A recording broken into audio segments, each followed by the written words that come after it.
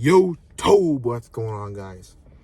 It's about 12:30 right now. Hella late. Finished a workout, but yo, it's within reason. I worked out with a day one today. Known him for a long time, since like grade 8 summer school. So it's up and stuck. If I gotta work out late to connect with them, bro, I'll do it. But yo, I just want to talk to you guys today about my mindset and where I'm headed. I'm kind of at that point in my life now where I've collected enough information and it's just time to execute and go. I've been in self-improvement for about a year and a half, September 2023 to now. And I just want to share my mindset as documentation. But if you can learn a thing or two from me and where I'm headed, I urge you to. I very much welcome you to. Take a thing or two from me, learn from me. But yo, without any further ado, what I've learned about myself is that, first of all, self-improvement is very hockey stick, okay? Think of a hockey stick. You've got that short end of the stick. You make small wins, small improvements, and then one day you'll get the long end of the stick. You're just going to explode. 2025 is that year for me. I'm going to explode. I'm going to quantum leap into a new reality. I see it happening. I breathe it. I smell it. I'm itching. I itch, bro. I feel it coming. But one thing I've learned about myself through my journey is that I tend to procrastinate a lot, right? Not anymore, but in the past. And I read this book. I wish I had it with me. It's called The Subtle Art of Not Giving a Fuck. I'll put the book on the page on the side here. But one key concept I want to take from that book to apply to this video is that he basically said, yo, like, people would rather sit there in disbelief or belief of whatever the thing is than to test their theory. Your ego is so high that you would rather sit there and accept it than to test it. So let's use the common excuse, right? Girls as an example. I'd rather sit here and say, yo, I'm not cute enough to talk to that girl. She's too hot for me. I'd rather sit there and believe that than to test my theory. You'd rather sit there in belief of yourself than to test it. So after I read that book about 9 months ago, I changed. I'm like, yo, like, I'm always going to test myself, test what I believe in. And you have to just completely reconstruct your mind. I don't care where you grew up, what your beliefs are. There are just certain things engraved in your head that you believe in that are not helping you excel. They're not helping you. So you just kind of have to just sit back and just question everything you believe in. Why do you believe in it? Why? And that's what I've been doing very recently, within the last month or two. Why do I believe in certain things? Another thing I've realized too is that life is very fucking short, bro. It's very short. And I think, this is my opinion, there's 4 quarters to life. You've got 0 to 20, 20 to 40, 40 to 60, 60 to 80, right?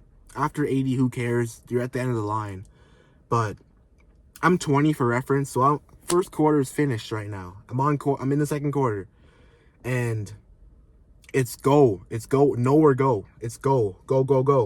So you kind of have to just separate yourself from where you grew up, right? Obviously, you don't have a choice of where you grew up, and that's your parents' choice. But it gets to a point where where you've grown up has served you enough. It's time to move on. That's how I feel. And you will never, bro, listen to me right now. You will never get where you want to be if you stay comfortable where you grew up. It's not happening. I promise you. I don't care what you say, what you do. It's not happening. Your parents are right there. Your siblings, people you grew up with, relativity, comfortability, it's all right there. Nothing's happening there. You kind of have to just pick up your nuts and say, you know what, bro, I'm putting it all on the line. Right? Because at the end of the day, right, this is your story. People, or even me, right? I always was like, yo, I want to do what my parents want me to do. I didn't even want to go to uni. I didn't want to go, but I'm black and you just have to go to school, bro. You just have to go. Anyone who's black will relate to me. You have to go. But you have to just think for yourself. What do you want to do? Forget anybody else. What do you want to do? And for me, one thing too, bro, you have to put yourself in a position where it's like, I have to make shit happen. That comes with comfortability, right? being in your hometown, whatever. You have to just cut out all comfortability. So for me, I decided to leave for the summer. I decided to lock in, go to a different country, and just work on myself. I was tired of just saying I'm going to lock in and do this and do that. And then I would do it for a week and then I'd revert back to my old habits.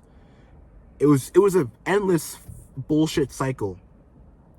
So I was like, you know what? Fuck this, bro. Like, what I want in life, I want more than pretty much anything. I'm going to put everything on the line, bro. I'm at the cliff edge and I have to jump. There's nowhere else to go. The enemy's behind me. The cliff's here. I gotta jump, bro. And that's where a lot of you guys fail. You say that you want to risk it all. You want to lock in. But then you have that scapegoat. Whatever it is for you. Whether it's you live at home or you don't want to leave or you're just comfortable in your home or whatever, bro. Whatever it is for you. For me, it's definitely just being around people I'm comfortable with. That's my biggest thing. Because with me too, like I grew up hella shy, hella reserved. Like if you told me 4 years ago or 5 years ago I'd have a YouTube channel and I'd be speaking for like 5-6 minutes on end, I'd be like, bro, you're crazy, shut the hell up. I was always that shy kid. I would only speak when I'm spoken to. And I just don't really care about what people really have to say. Which kind of sounds bad, but that's just how I am. I don't really care. I'm reserved, I'm shy. I'm not an outgoing person. And I'm kind of happy though, because it's made me the type of guy who doesn't really like to go to bars or clubs or anything social like that. I just don't care. Which is good. It's good. Because now I don't have that itch to go out and party. I don't have it. So, yeah, bro, it comes down for me personally, right? This comfortability, it's relativity, and it's having that back door, right? You say you want to go all in, but you have back doors. You have ways out of it. Whether it's friends, family, where you grew up. And yo, I don't know, bro. Since I've gotten older, I live in like Toronto/Scarborough, and I literally hate it, bro. Like, it sucks, bro. I don't even want to hate on where I grew up, but it sucks, bro. It sucks. It's just full of broke people. Like, I'm not even trying to be like rude or anything, but it's very low income. It's bad. Very sketchy. Crackheads everywhere. There aren't too many people who you can look up to around here, if I'm being real. I need to leave, essentially. And I moved up for school, actually, when I was 17 years old. 17 to 19, I was living on my own. And I learned so much in those 2 years that it's crazy. I met so many people. It literally changed my life. I didn't know there were people out there who thought kind of how I thought. I didn't know. I didn't even fucking know.